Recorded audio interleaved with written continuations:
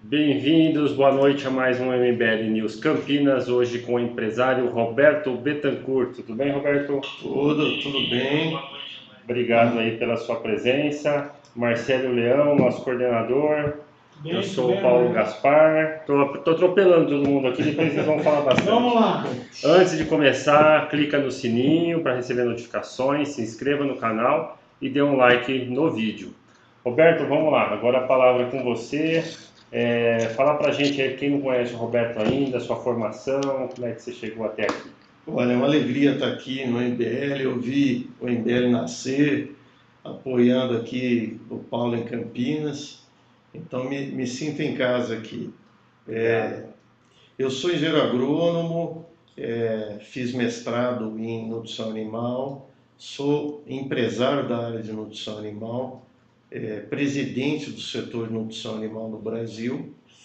E também sou diretor da entidade global e nos últimos 2 anos eu sou sou diretor de agronegócio da Fiesp, é o DEAGRO, Departamento de Agronegócio, que é o que mais cresce praticamente na Fiesp, porque o agro hoje é o setor mais dinâmico da economia brasileira. Então é uma alegria para mim estar aqui. E eu queria passar a mensagem aqui para o MBL, para o internauta, que o Brasil vem sofrendo, até no futebol. Tá? A gente vem perdendo na Copa do Mundo, não veio bem. O Brasil era conhecido pelo país do futebol e do samba, mas hoje o Brasil é conhecido pelo país do agronegócio e todos podem ficar orgulhosos porque o Brasil tem sido campeão mundial do agronegócio. O Brasil tem o maior saldo na balança comercial do agronegócio do planeta. Então, hoje, isso nos traz muita alegria, muita esperança, muita expectativa, mas também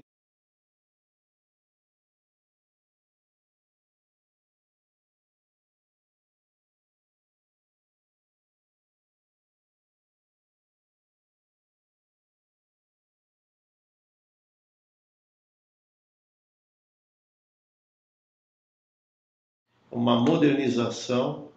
O agro foi o primeiro setor realmente a sair para o 4.0, digitalização, agricultura de alta precisão, investir em novas tecnologias. E o Brasil hoje está com uma produtividade muito elevada e isso, vamos dizer assim, nos põe numa posição muito boa. E também, né, eu queria passar para vocês que a própria FAO nos deu uma missão de aumentar em 40% a produção de alimentos do agro brasileiro nos próximos 10 anos. Por quê? Porque o Brasil tem um potencial de crescimento maior do que o resto do planeta. O Brasil tem terras com boa qualidade, tem água, tem clima e tem empreendedorismo. Tem um produtor rural dinâmico, preparado e que vem mostrando ao mundo que o Brasil a terra, é o país do agronegócio.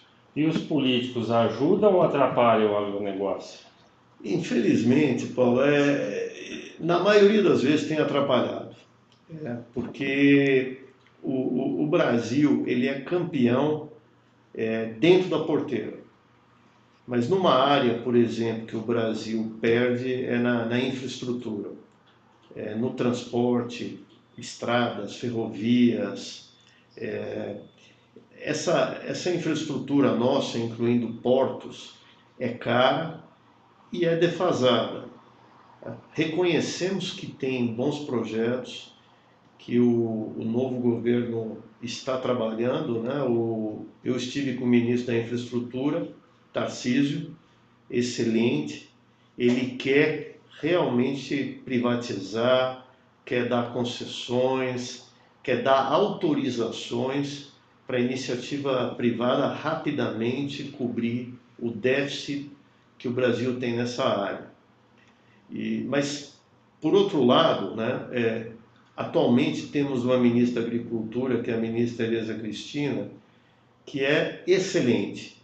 Ela vem de dentro do agro, produtora rural, foi secretária de Agricultura do Mato Grosso do Sul, deputada federal. Então ela é engenheira agrônoma também, ou seja, ela conhece o setor, tem habilidade política e tem sido um dos expoentes do governo Bolsonaro. Em relação, bom, você está nessa área aí, não vamos nem falar aqui os anos, para não comprometer ninguém, mas em relação aos 13 anos de PT, em relação aos poucos meses aí que a gente tem de novo governo, o agro aí tá acreditando que novos tempos, quer dizer, esses 13 anos já foi bom, né? Como sempre o agro se supera, né? Mas qual que é a expectativa em relação a esse período e o novo período que vem agora? O período do PT foi muito difícil para o agronegócio brasileiro. A nível internacional, eu vivi isso porque eu representava o setor nosso na FAO. E o governo... A FAO, para quem não sabe, das Nações Unidas, é o Food Administration Office, que é um braço da alimentação no mundo. As Nações Unidas têm dois braços, o World Health Organization, que é o braço da saúde, e o braço da alimentação. Então, o governo do PT, ele falava mal do agronegócio brasileiro lá fora, dizia que o agronegócio era predatório, desmatava, destruía a natureza. E isso criou uma imagem terrível do Brasil no exterior. Então agora, com muito trabalho, com a ajuda da Embrapa, com entidades sérias, nós estamos mudando a imagem do Brasil no exterior e mostrando que o Brasil é hoje o país que mais preserva no mundo. O Brasil preserva 66% do território nacional, não tem outro país que chegue perto, ou seja, o agro, ao contrário do que o PT falava, ele vem conquistando espaço via aumento de produtividade, sem ampliar o desmatamento das florestas no Brasil. Então isso é um mito que se criou. O Brasil hoje praticamente não tem novos desmatamentos, é muito pequeno. E o agro brasileiro, ele tem exigências que não existem em nenhum lugar do mundo. Nós temos que ter uma reserva legal dentro das propriedades. Aqui em São Paulo é 20%, mas no Cerrado é 35%, e na Amazônia, a área amazônica, 80% da propriedade precisa ser reserva intocável. O agro preserva nascente, mata ciliar.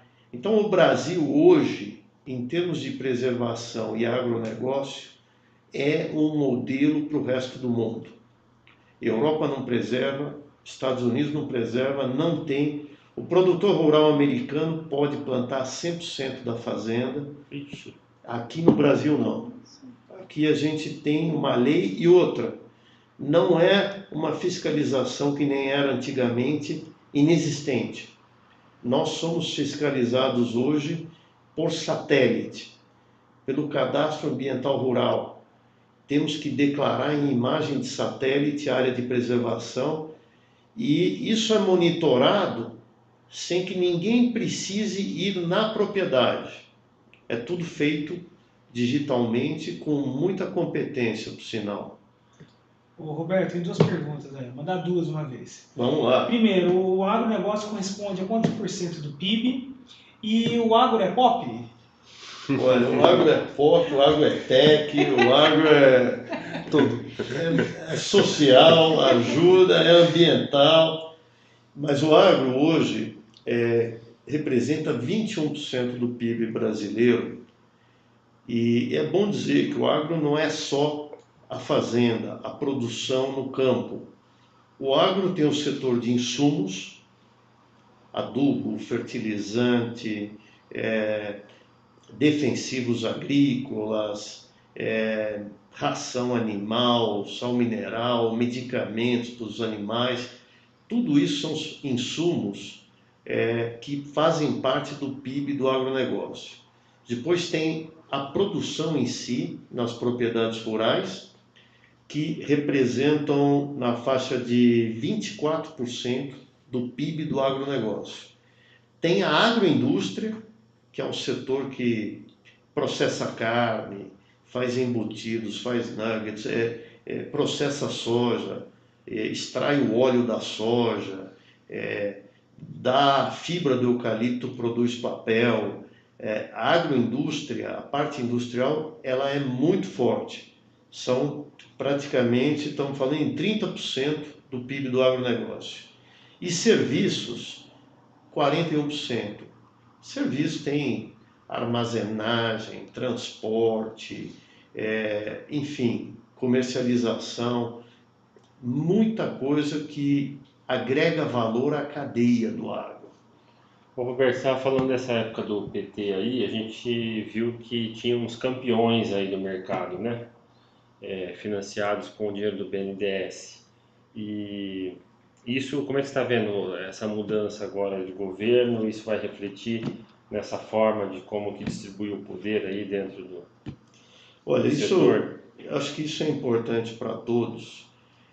O agro brasileiro é forte por causa do empreendedorismo, da liberdade e da grande competição que tem dentro do setor. Infelizmente, o governo do PT agiu contrariamente à competição, criando grandes concentrações, que é o caso da JBS, né? Abate de bovinos, o que foi péssimo para o mercado, que era a política dos campeões nacionais que recebiam dinheiro a custo muito baixo e, evidentemente, depois ficamos sabendo de muita corrupção. Então é uma pena, porque isso não ajudou e, pelo contrário, atrapalhou, deprimiu muitas vezes o preço pago ao produtor rural. Então essa política foi deletéria, prejudicou o setor, a competitividade do nosso setor, e agora nós acreditamos que o novo governo vai corrigir isso rapidamente. Mas essa empresa aí do JBS, A JBS. ela ainda está grande? Como é que está esse enxugamento da empresa? Você é favorável que ela reduza de tamanho? Isso traz benefícios ou prejuízo para o mercado, para o setor? Veja, eu acho assim que nós preferimos um modelo onde exista mais competição e onde exista uma possibilidade do produtor rural receber um preço justo. Todas as vezes que você concentra o poder, como foi feito, uma empresa com 60% da compra de bovinos no país, isso leva a um poder exagerado, inclusive de impor preços e margens. Então, o agro brasileiro, ele tem que ser aberto, ele tem que ter a liberdade de competir. Nós não podemos criar oligopólios. E é bom dizer aqui que o agro tem muitos modelos. E um dos modelos que dá certo do agro se chama cooperativismo. As cooperativas permitem que milhares de pequenos se unam e tenham um poder de negociação tanto na compra como na venda de mercadorias. Então nós achamos que o modelo cooperativista é muito melhor, é mais eficiente do que criar uma grande concentração de mercado. Mas ainda insistindo na JBS, ela diminuiu de tamanho depois de tudo aquilo, ou ela continua grande? Ela continua grande, ela tem uma força ainda elevada, acho que por volta de 60% no caso de bovinos, né?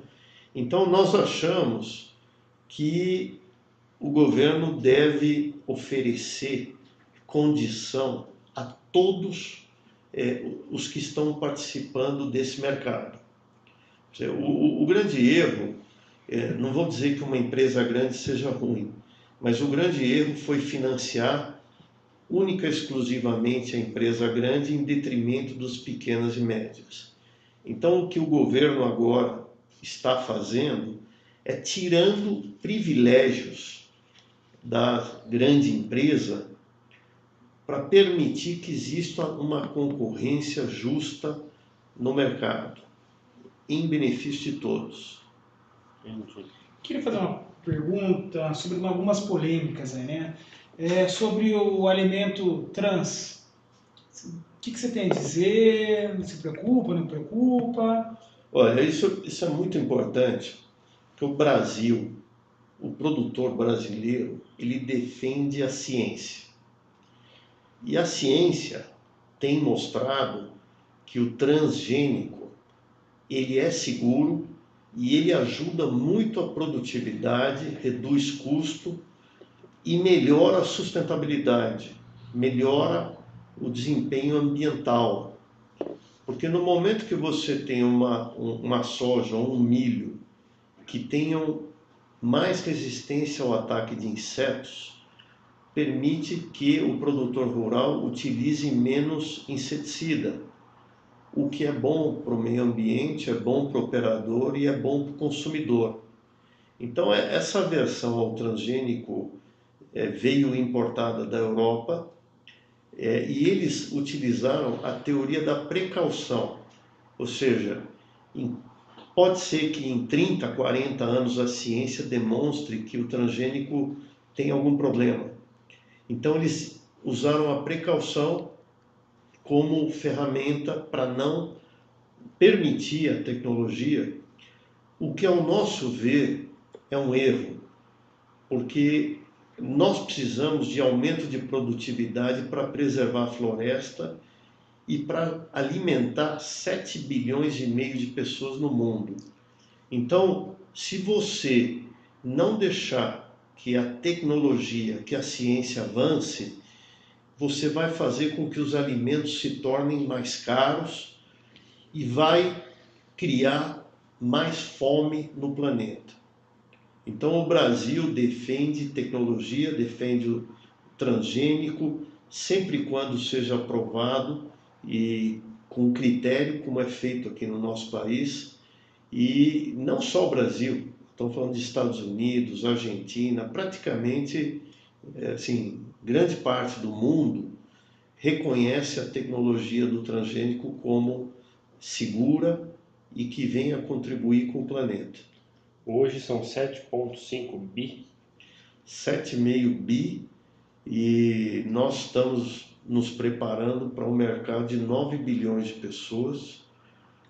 Dizem que o planeta deve ter um pico por volta desses 9 bilhões e o Brasil ele vai ter uma responsabilidade muito grande para alimentar uma porcentagem grande desses bilhões que estão mundo afora. E hoje você falou que os Estados Unidos é um dos maiores competidores, né? E a China? Como é que está a China no cenário? Bom, a realidade atual, a China é um grande produtor de alimentos, mas é um grande consumidor. E ela está enfrentando alguns problemas graves. Neste momento, por exemplo, está ocorrendo a peste suína africana, que é um vírus que vem dizimando as populações de suínos na China.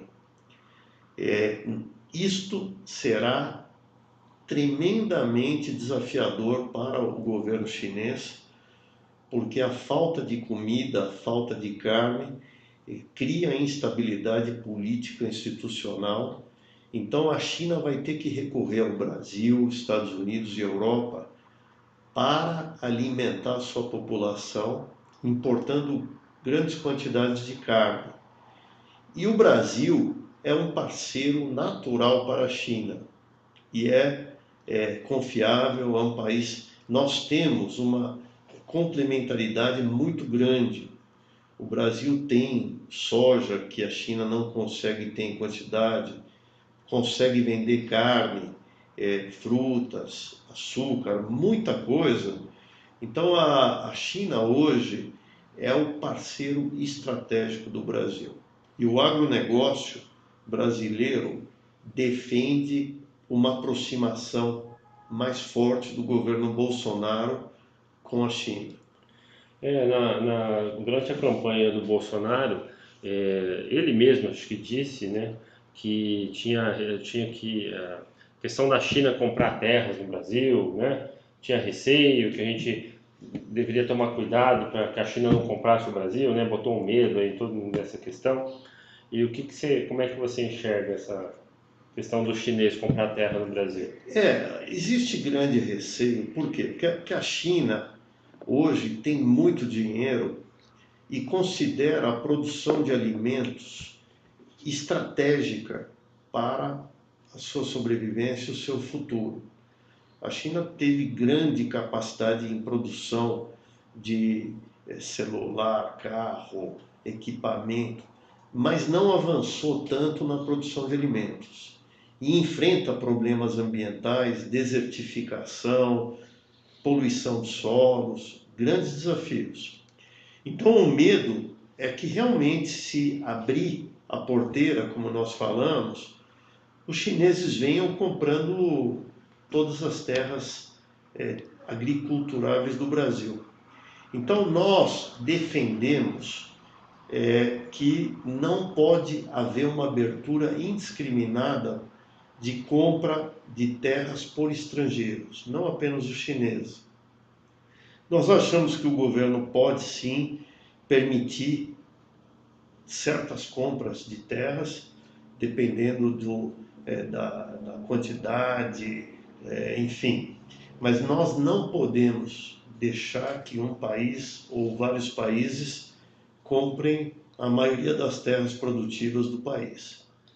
Mas aí não seria o caso, vamos supor, que os chineses compram metade do Brasil de terra. A questão do que vai ser produzido aí na terra e se vai ser exportado esse conteúdo, não seria mais fácil você controlar isso do que controlar a venda da terra? Uma vez que eles comprem a terra, fica muito difícil para o governo brasileiro influenciar o que eles podem ou não podem produzir. Então a venda da terra traria grande instabilidade nas políticas brasileiras e, evidentemente, os chineses tentariam agregar valor na China ao invés do Brasil. Porque o grande caminho hoje para criar riqueza no agronegócio brasileiro é agregar valor no Brasil. Um exemplo disso é produzir cápsulas de café, que você multiplica o valor da saca por 10, 20, 30 vezes, agregando valor a esse produto básico. Então, o que nós não queremos, por exemplo, é que o Brasil venda apenas soja em grão, milho em grão, e que toda essa produção agregue valor na China. Nós preferimos que o Brasil utilize milho, soja, para produzir carne, para produzir frango, né? Suínos. E o Brasil quer vender carne de alto valor agregado. Então, a briga aí, Paulo, o interesse nosso é agregar valor no Brasil. Uhum. E o interesse da China é comprar matéria-prima barata. Uma vez que a gente venda a terra, certamente eles vão tentar agregar valor lá. E isso não vai trazer muita riqueza ao país, não vai gerar muito emprego, não vai pagar muito imposto, que é um dos benefícios do agronegócio brasileiro. Hoje a gente fala que o imposto do agronegócio é um imposto baixo. Isso é verdade? Mentira? É verdade. O agronegócio brasileiro conquistou o mundo e ficou competitivo porque a tributação é baixa, principalmente comparando a indústria. Então, o caso do agronegócio demonstra claramente ao governo de que aumentar tributos não é um caminho para o país. E nós podemos usar o caso do agro, que a tributação é baixa, e o Brasil é competitivo, exporta para 160, 180 países do mundo, e é um benchmark. A tributação, ela permitiu que o agro tivesse um desenvolvimento rápido, criasse empregos e riqueza, a tributação baixa.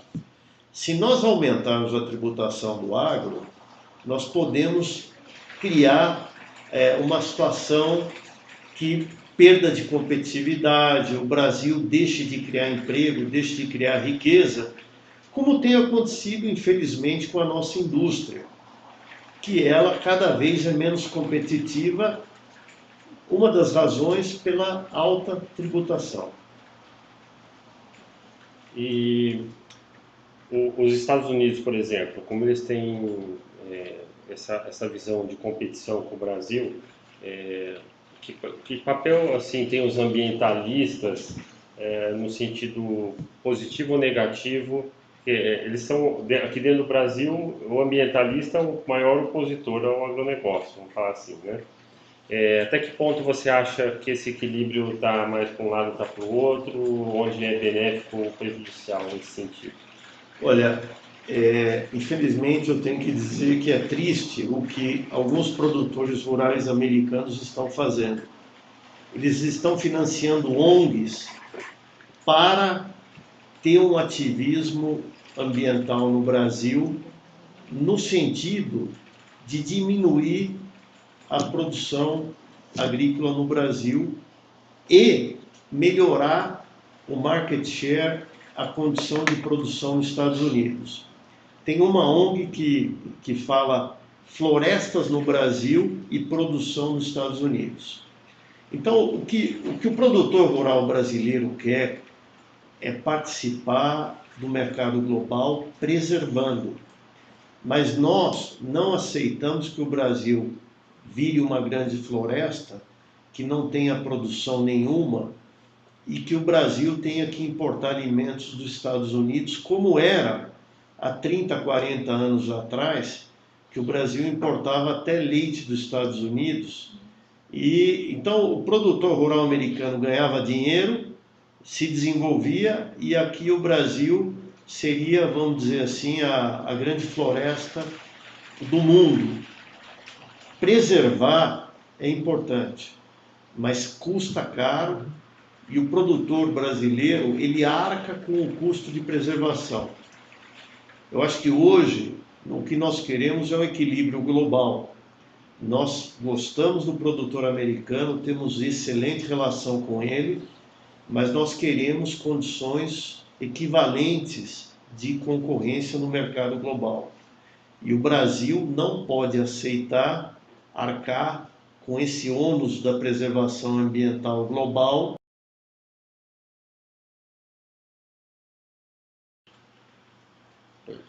Pessoal, voltamos aí, tá dando um temporal aqui, apagou o notebook, apagou a internet, o laptop aqui, não, o laptop não, desktop, e aí estamos voltando aí, desculpa aí. Mas voltando àquela questão que estava conversando sobre os Estados Unidos financiando ONGs para fazer o terrorismo aqui contra o agro, me veio um paralelo aqui com o que os petistas e os psolistas estão fazendo com a reforma da Previdência, né? Eles estão alegando que a reforma é ruim para os pobres, porém eles não abrem mão das superaposentadorias especiais que eles têm, né? Então os caras não fizeram a preservação ambiental lá e vão exigir que nós façamos aqui, né? Sempre assim, é mais fácil que os outros façam do que você fazer, né? Mas o Brasil hoje, ele vem reconquistando credibilidade. Nós temos o Evaristo Miranda ajudando muito na Embrapa. Talvez a gente venha, né? Pois é. Venha convidá-lo para ficar aqui. E o bacana para nós todos é que a Embrapa lançou os números de preservação do Brasil e esses números foram ratificados pela NASA, que fez um levantamento global, identificou que no Brasil realmente a Embrapa estava com os números corretos. E como que está a produção de cana-de-açúcar, etanol? O açúcar está no momento crítico no mundo, no preço mais baixo histórico global. Isso se deve a subsídios europeus, mercado fechado subsidiado, e também a Índia, que tem 50 milhões de produtores de cana, por razões políticas, está subsidiando os produtores e exportando açúcar a preços abaixo do custo, o que é ruim para o mercado global. Mas o que salva a cana-de-açúcar no Brasil realmente é a produção de etanol. O etanol vem crescendo e tem benefícios não só em termos de custo, mas ambientais também. O etanol diminui muito a poluição dos nossos carros. O Congresso Nacional aprovou uma nova lei chamada RenovaBio, que estimula ainda mais o desempenho ambiental. Ou seja, a estratégia do etanol foi acertada no Brasil, tanto é que foi copiada pelos Estados Unidos e a produção vem crescendo, o que ajuda muito o nosso país. Excelente. Temos aí perguntas? Então, sai daqui onde você... A Adriane Carvalho fez uma pergunta. Peraí. Olha, tem muitas áreas do agro que vale a pena colocar aqui. O Brasil vem crescendo também na produção de nozes e castanhas, vem crescendo na produção de flores, vem crescendo em frutas de uma maneira geral. O Brasil era tradicional laranja, agora vem ocupando espaço com melão, o próprio avocado vem crescendo bastante. Então o agro brasileiro hoje, ele é muito diversificado, gera emprego em pequenas, em médias, em grandes propriedades. Outro setor que vem com desempenho crescente é a piscicultura, a produção de peixes em cativeiro.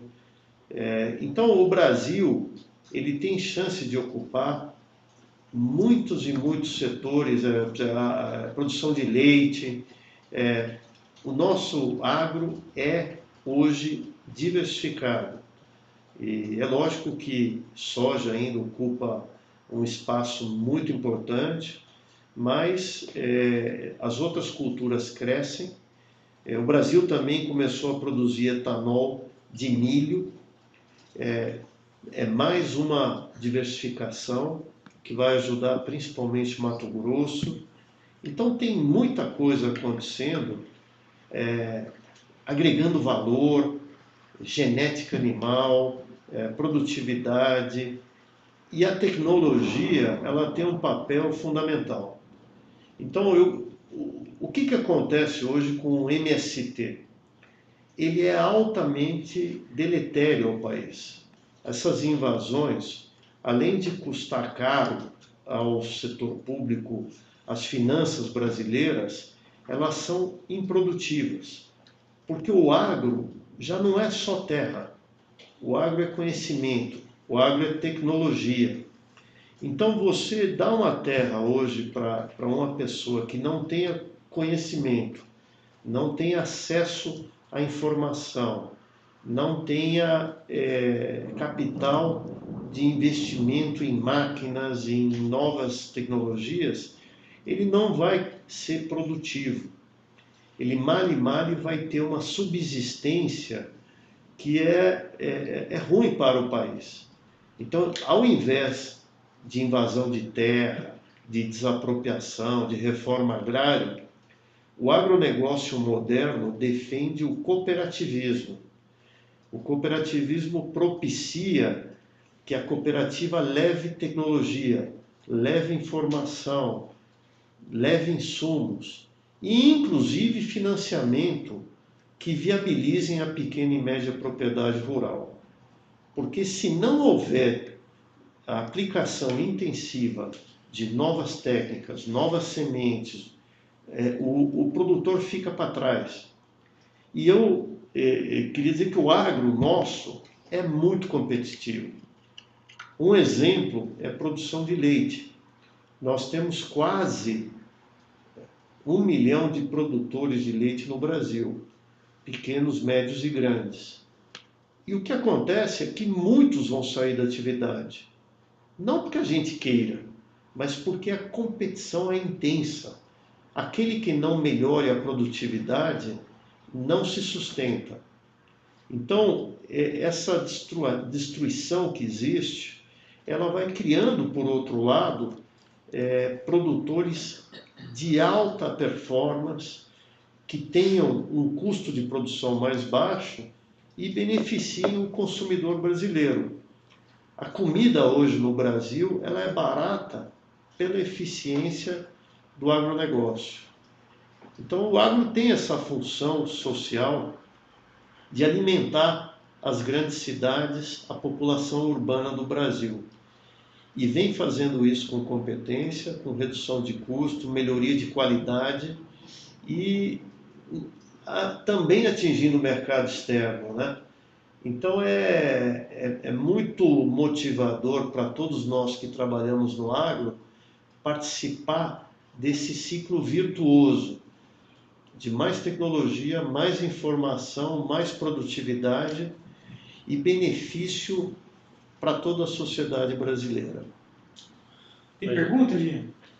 Tem. No novo governo, há perspectiva de melhora no relacionamento entre agronegócio e autoridades do meio ambiente? Da Adriane Carvalho, né? Isso. Olha, isso é importante, obrigado pela pergunta. Sem dúvida. Nos governos anteriores, o meio ambiente era inimigo do agronegócio. Existia um antagonismo ruim para o Brasil, ruim para todos nós, produtores rurais. Agora, com o Ricardo Salles, ministro do Meio Ambiente, nós estamos evoluindo muito, estamos trabalhando integrados.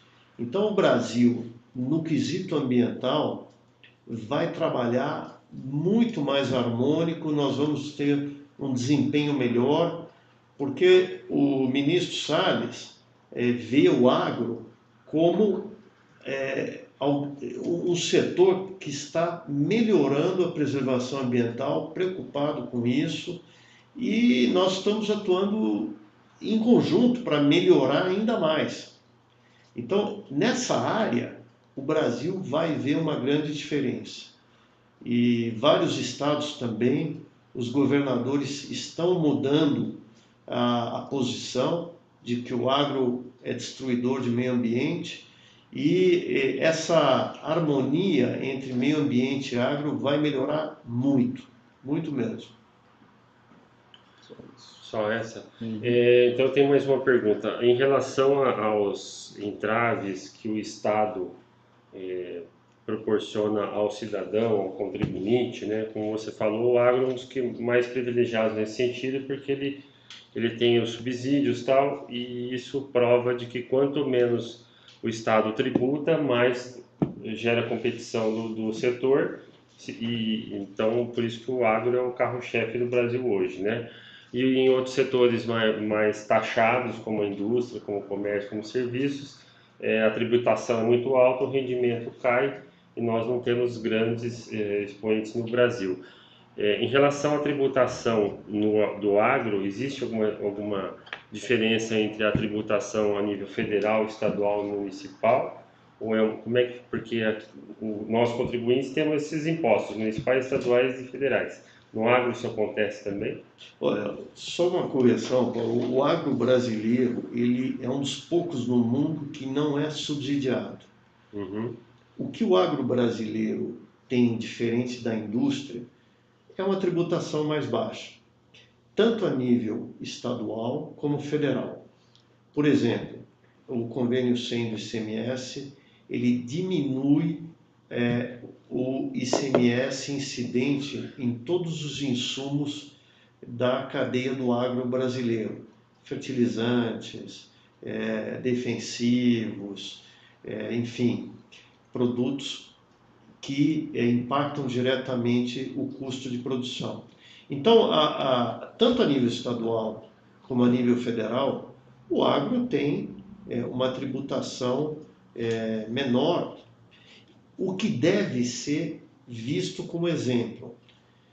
E digo mais aqui, os nossos competidores diretos são subsidiados por governos. A Europa, o produtor rural recebe subsídio, dinheiro direto do governo. Os Estados Unidos, recentemente o presidente Trump aumentou o subsídio ao produtor rural americano. E no Brasil, nós não recebemos subsídios. Então, o agro brasileiro, até nesse quesito, ele tem uma performance melhor do que os outros países. Agora, não aceitaremos no agro aumento de tributação, porque o Brasil conquistou 180 países aí como clientes e nós não podemos exportar tributos. Então nós temos também a Lei Candir, que desonera os tributos na exportação, e nós achamos que exportar tributação não é o caminho. Basta ver o que aconteceu com a Argentina, que o agro lá foi tributado e perdeu espaço no mercado global. A Argentina era uma grande exportadora de carne bovina e hoje é o sexto, sétimo, ou seja, caiu, perdeu market share.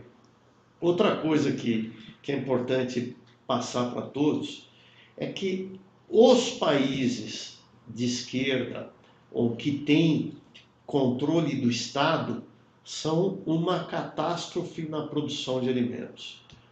Isso ocorreu desde a União Soviética, Cuba, Venezuela.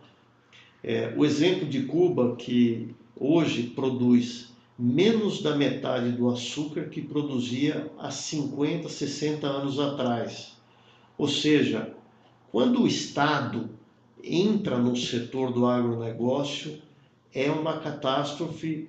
A história tem mostrado isso. Então, a liberdade e a baixa tributação são dois fatores essenciais que não só o agro tem que brigar, mas que o brasileiro tem que brigar. Porque destruir aquilo que está funcionando seria criminoso, né? Aquela história de que time que está ganhando não se mexe, né, Paulo? É isso aí. Eles têm que deixar a gente trabalhar. Hoje, quem exporta alimento para esses países? Cuba, Venezuela? Olha, foi bom você citar isso. Por influência do PT, o Brasil exportou frango, por exemplo, a Cuba e tomou o calote. Não está recebendo dinheiro e o Banco do Brasil não quer arcar com esse prejuízo. Então, a experiência nossa de exportar para esses países bolivarianos foi muito ruim, porque é só ideologia política e o que o Brasil quer é pragmatismo. Nós queremos receber o dinheiro daquelas mercadorias que nós vendemos. Então, ou seja, caminho de exportar e não receber é algo que nós vamos tirar, e o governo Bolsonaro realmente também não quer esse caminho para o Brasil. Em relação às reformas aí que estão para sair, a previdência, a tributária e tal, você acha que vai aquecer ainda mais o agronegócio? Com certeza, porque uma parcela significativa do agronegócio ainda é o mercado interno brasileiro. Então, nós estamos sofrendo, mesmo com produtos básicos, com a queda da renda do brasileiro. O mercado, por exemplo, de carne bovina encolheu. O consumo já foi muito maior per capita do que é hoje. E outros mercados também sofrem, no caso de lácteos, por exemplo, queijos, iogurtes, qualquer produto do agro com maior valor agregado está sofrendo devido a essa economia estagnada brasileira que diminuiu a renda do brasileiro.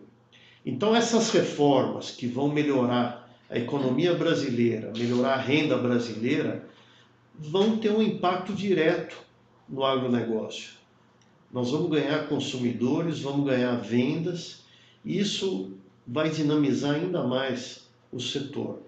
Então, o Instituto Pensar Agro, que está junto com a bancada ruralista, é um dos que mais apoia as reformas.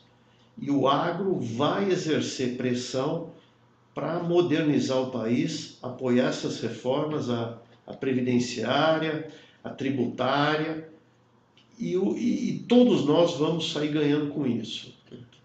E você tem viajado bastante para Brasília, acompanhando lá o lobby no Congresso, né? As frentes aí.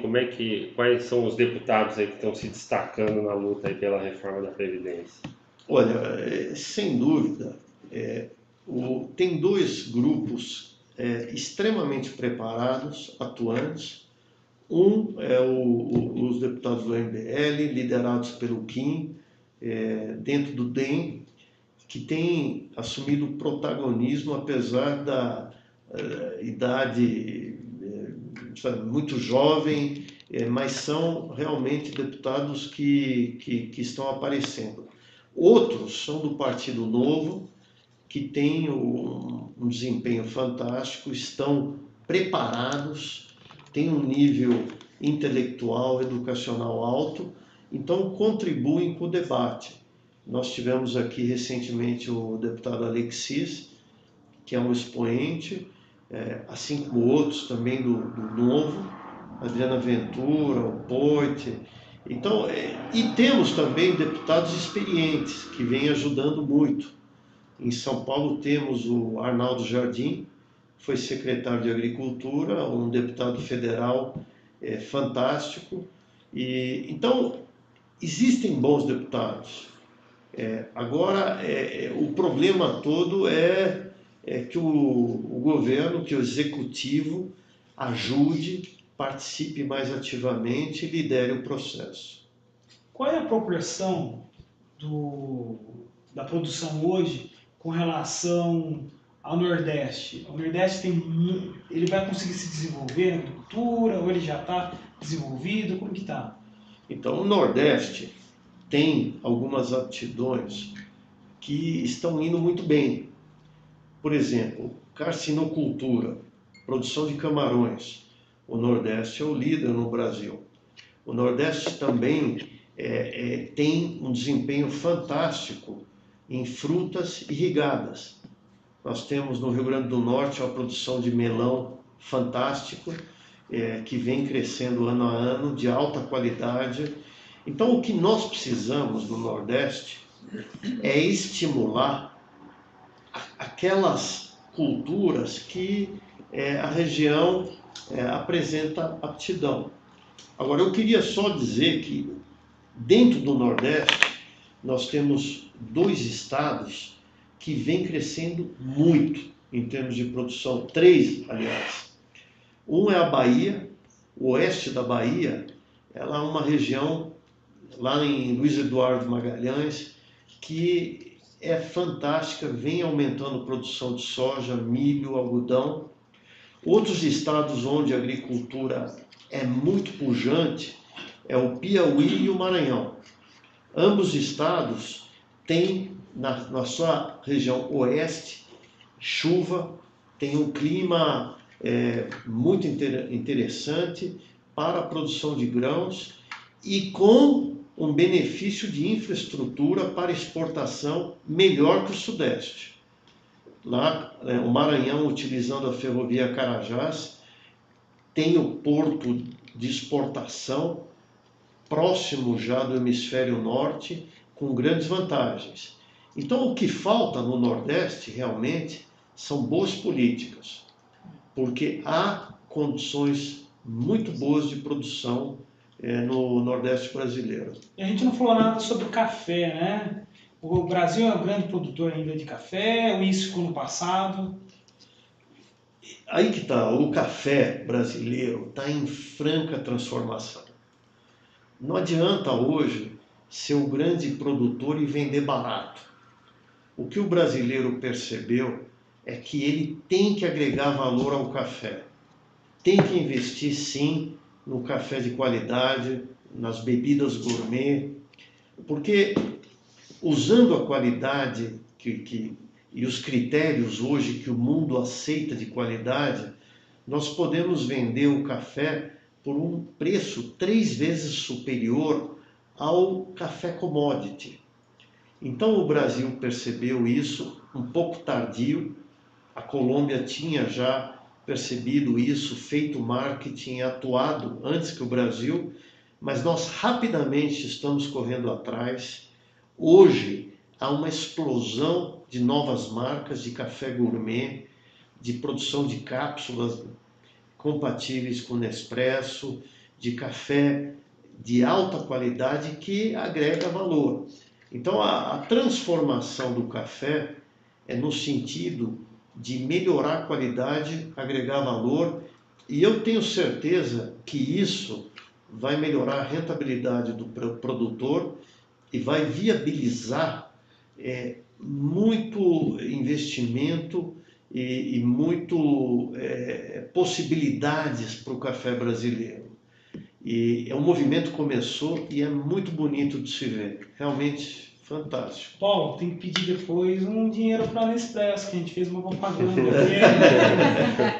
Ou uma cápsula para vocês aqui. Sem dúvida. Tem pergunta aí? Tem pergunta. O Paulo Kubota, ele está perguntando como vê os índios empresários do agronegócio. Então, essa é uma pergunta muito boa, porque as políticas antigas achavam que o índio ele tinha que viver única e exclusivamente do extrativismo, que ele tinha que ser condenado a passar fome, vamos dizer assim, viver da caça, da pesca. E agora, os índios, por interesse próprio, querem ser produtores rurais. E eu acho que o governo deve permitir e deve dar condições para que os índios tenham produção. Dessa forma também é feito em outros países como Estados Unidos, onde os índios são empresários, onde os índios podem também ganhar dinheiro. Então, eu defendo, e acho que a grande parte do agronegócio brasileiro, é de integrar os índios que queiram ser produtores ao sistema moderno do agronegócio. Daí ele continua perguntando se eles recebem subsídios como financiamentos super vantajosos do governo. Olha, eu acho que se o governo tem que financiar ou dar algum subsídio, é para os índios mesmo. Porque a situação de competitividade do índio ela é inferior à maioria do produtor rural brasileiro. Então, o índio deveria receber financiamento, deveria receber condições para que a gente melhorasse a capacitação técnica, a tecnologia e a produtividade deles. Então, eu não sei se é feito, mas eu acho que deveria sim ser feito. Eles deveriam ter financiamento, deveriam ter condições melhores e mais apoio técnico. Eu acho que as universidades, a Embrapa, deveriam sim ajudar esses índios a produzir. Feito. Bom, queria finalizar aqui agradecendo a presença do Roberto. Ele realmente é um cara que conheço de muitos anos, admiro não só com o conhecimento e a competência que ele tem na área dele, mas como cidadão que... Você nasceu no Brasil, Roberto? Sim, sim. Então, você Filho, é de família... filho de imigrantes. De imigrantes, nasci né? no Brasil. Mas eu lembro que ele fez um discurso em cima do caminhão, e ele participou de todas as manifestações fora Dilma, desde o começo, ajudava o MBL, desde o Alexis com as vassourinhas lá, ele também estava junto. E uma vez você subiu lá, fez um discurso contra a Venezuela, né? Porque a Dilma estava ali, né? Com Maduro e tal. E aí você já falando da experiência própria que a tua família tem tanto pezinho em Cuba quanto em Venezuela, né? Meus pais são cubanos e a gente sofreu na pele a perseguição política e quando vimos, né, a Dilma defendendo o Chávez, depois o Maduro como exemplo na América Latina, aquilo foi demais, né? Aquilo foi, mesmo porque ficou provado que as pessoas que foram se manifestar contra o regime, muitos foram violentamente espancados, alguns mortos até. Então quem passou por um regime comunista opressivo valoriza muito a liberdade, a poder se expressar, usar a internet, porque a gente acha que isso é disponível, mas nesses países não. É tudo cerceado, tudo controlado.